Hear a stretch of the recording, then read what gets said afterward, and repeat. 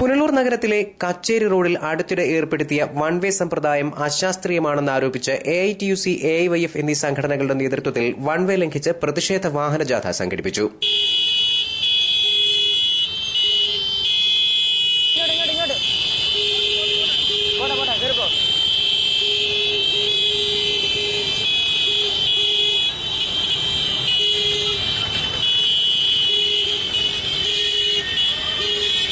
നിരവധി വാഹനങ്ങൾ അണിനിരുന്ന ജാഥ TB ജംഗ്ഷനിൽ നിന്നാണ് ആരംഭിച്ചത്. പുതിയ വൺ വേ പരിഷ്കാരം പരാജയമാണെന്ന് ഉറപ്പായ സാഹചര്യത്തിൽ നടപടി പിൻവലിക്കണമെന്ന് പ്രവർത്തകർ ആവശ്യപ്പെട്ടു. സമരം CPI local committee secretary S. റജിരാജ് ഉദ്ഘാടനം ചെയ്തു.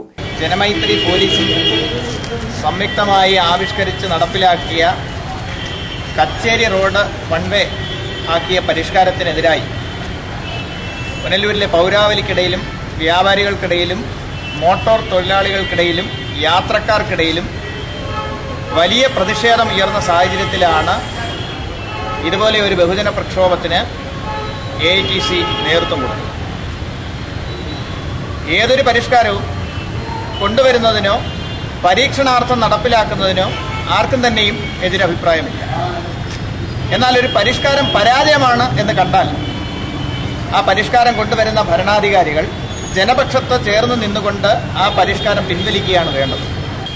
നിങ്ങൾ നടപ്പിലാക്കിയ പരിഷ്കാരം, പോലീസും നഗരസഭയും നടപ്പിലാക്കിയ പരിഷ്കാരം ജില്ലാ കളക്ടർ ഇതുവരെയും അംഗീകരിച്ചു കൊടുത്തിട്ടില്ല.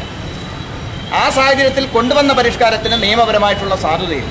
AITUC നേതാക്കളായ ശ്യാംലാൽ, അജയൻ ശാസ്താംകോണം, നൌഷാദ് കലയനാട്, റോയ് മാത്യു, AIYF നേതാക്കളായ റോയ് ഫിലിപ്പ്, സന്തോഷ് TS, G. ജയകൃഷ്ണൻ, ഷാറൂഖ് ഖാൻ എന്നിവർ പ്രകടനത്തിന് നേതൃത്വം നൽകി. അതേസമയം വൺ വേ സമ്പ്രദായം ശാസ്ത്രീയമാക്കണമെന്നാവശ്യപ്പെട്ട് ഓട്ടോറിക്ഷ തൊഴിലാളി യൂണിയൻ CITU പുനലൂർ ഏരിയ കമ്മിറ്റിയുടെ നേതൃത്വത്തിൽ നഗരസഭ അധികാരികൾക്ക് നിവേദനം നൽകി. വ്യാഴാഴ്ച CITU Punalur area secretary R. ഗുരുദാസിന്റെ നേതൃത്വത്തിൽ തൊഴിലാളികൾ പ്രകടനമായെത്തിയാണ് നിവേദനം നൽകിയത്. ക്ഷേമകാര്യ standing committee chairman D. Dineshan നിവേദനം ഏറ്റുവാങ്ങി.